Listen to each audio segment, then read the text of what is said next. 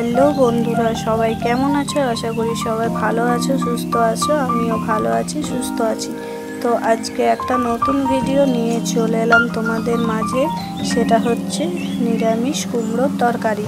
তো কীভাবে বানাই সেটাই চলো তোমাদের সাথে শেয়ার করি। এখানে আমি দুটো কাঁচা লঙ্কা নিয়ে নিয়েছি আর সামান্য পরিমাণ আদা নিয়ে নিয়েছি। তারপর আদা আর কাঁচা লঙ্কাটাকে পেস্ট করে নিয়ে রেখে দিলাম। তো চলো এবার আমি কড়াইটা চাপিয়ে দিই। কড়াইয়ের মধ্যে তেল আমি দিয়ে দিয়েছি, তেল গরমও হয়ে গেছে, তোমরা দেখতে পাচ্ছ। আর এদিকে কুমড়োটাকে আলাদা করে নিয়েছি। তো এবার এই তেল গরম হয়ে যাওয়ার পর কুমড়োটাকে আমি ছেড়ে দেবো। তো প্রথমে কুমড়োটাকে আমি ভালো করে ধুয়ে নিয়েছি। তারপর কুমড়োগুলো এক এক করে তেলের মধ্যে দিয়ে দিচ্ছি। তো সেটা দেখতে পাচ্ছ। প্রথমে আমি কুমড়োগুলোকে ভালো করে একটু লালচে লালচে ভাব করে ভেজে নেব। দেখতে পাচ্ছ আমার কড়াই এমনিতেই গরম হয়ে গেছে, কত পরিমাণ তেল ছিটকাচ্ছে আর ধোঁয়া হচ্ছে। তো আমি একটু নাড়াচাড়া করে নিলাম। তো তারপর আমাদের সাথে গল্প করতে করতে দেখো আমার এদিকে কুমড়োগুলো পুরো ভাজা কমপ্লিট হয়ে গেছে। লাল লাল ভাত কিন্তু কুমড়োর মধ্যে চলে এসেছে। এবার এই কুমড়োগুলো আমি সমস্ত একটা প্লেটের মধ্যে তুলে রেখে দিলাম। দেখতে পাচ্ছ আবার কিছুটা পরিমাণ তেল কড়াইয়ে রয়ে গেছে। ওটার মধ্যে আমি এবার আলুগুলোকে ধুয়ে নিয়ে ভেজে নিচ্ছি। তো চলো সমস্ত আলু একটু একটু করে আমি কড়াইয়ের মধ্যে দিয়ে দিচ্ছি। সেটা তো দেখতে পাচ্ছ সবাই। এবার আমি একটু লালচে লালচে করে, যেমনভাবে কুমড়োটাকে একটু লালচে লালচে করে ভেজে নিয়েছি, ঠিক সেভাবে আমি এই আলুগুলোকেও দেখো ভেজে নিয়েছি লালচে লালচে ভাব করে। আমার আলুগুলো দেখো ভাজা কমপ্লিট হয়ে গেছে। এবার এই কড়াইয়ে কিছুটা পরিমাণ তেল দিয়ে আমি দিয়ে দিয়েছি পাঁচফোড়ন আর দিয়েছি একটা শুকনো লঙ্কা আর তেজপাতা। তো এইগুলোকে একটু নাড়াচাড়া করে নিলাম। তো দেখো এগুলো নাড়াচাড়া করা হয়ে গেছে। এবার এর মধ্যে রাখা পেস্টটা আমি দিয়ে দিলাম। আদা আর কাঁচা লঙ্কার পেস্টটা যেটা আগে করেছিলাম সেটাই আমি এর মধ্যে দিয়ে দিয়েছি। এবার এটাকে আমি নাড়াচাড়া করে নেব 2-3 মিনিটের মতো। তো দেখতে পাচ্ছ এখানে আমার নাড়াচাড়া করে নিচ্ছি।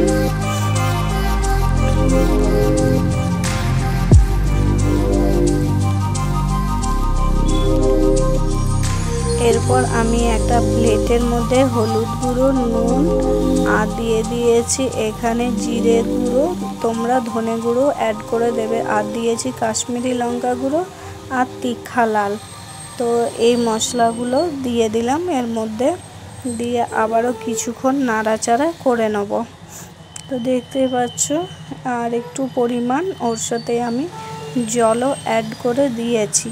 এরপর ভালোভাবে এটাকে 2-3 মিনিটের মতো ভালোভাবে নাড়াচাড়া করে নেব, যাতে এর মধ্যে যে গন্ধটা আছে সেটা চলে যায়।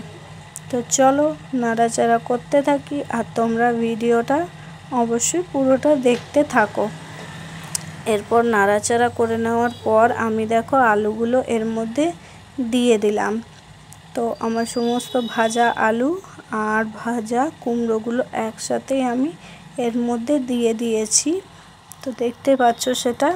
এরপর ভালোভাবে আবারও এগুলোকে আমি নাড়াচাড়া করে নিচ্ছি, কারণ আবারও একটু ভালো করে এটাকে আমি কষিয়ে নেব।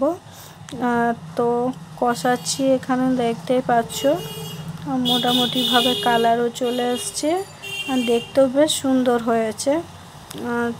এর মধ্যে আমি 1 প্যাকেট সস দিয়ে দিলাম। তো তোমরা চাইলে চিলি সসটাও এর সাথে অ্যাড করে দিতে পারো। তো যেহেতু আমার ছোট বাচ্চা খাই, তো সেহেতু আমি আর চিলি সসটা অ্যাড করলাম না। এমনিতেই এটা একটু ঝাল ঝাল হয়েছে, আর কুমড়োর তরকারি তো একটু ঝাল ঝাল না হলেও বেশ ভালো লাগে না। রুটি, পরোটা, লুচি যে কোনোর সাথেই কিন্তু তোমরা এই রেসিপিটা শেয়ার করতে পারো। তো দেখতে পাচ্ছ এটা আমার অনেকক্ষণ ধরে কষানো হয়ে গেছে। এবার সামান্য পরিমাণ জল দিয়ে আমি 5 মিনিট থেকে 6 মিনিটের মতো এটাকে এবার ঢাকা দিয়ে রেখে দেবো। তো চলো এটাকে আমি ঢাকা দিয়ে রেখে দিই, তারপর যখন হয়ে যাবে তখন আসি। দেখো আমার 5 থেকে 6 মিনিট হয়ে গেছে। তো এর মধ্যে একটু গরম মশলা আর সামান্য পরিমাণ চিনি অ্যাড করে দিলাম। আর তোমাদের বাড়িতে যদি ঘি থাকে তাহলে সামান্য পরিমাণ ঘিও তোমরা দিতে পারো, তাহলে টেস্টটা আরও সুন্দর আসবে। তো আবারও এটাকে ভালো করে নাড়াচাড়া করে গরম মশলাটাকে ভালো করে মিশিয়ে দিলাম। দেখতে পাচ্ছ আমার আলু এবং কুমড়ো দুটোই কিন্তু ভালোভাবে সেদ্ধ হয়ে গেছে। তো এইরকমভাবে যদি তোমরা বানাতে পারো কুমড়োর তরকারিটা, নিরামিষ দিনেও কিন্তু খুব সুন্দর খাওয়া যাবে। তো এরপর আমি দেখো বাটির মধ্যে একটা প্লেটের মধ্যে নামিয়ে নিয়েছি। কালারটা কত সুন্দর এসেছে সেটা তোমরা নিজেরাই দেখে নাও।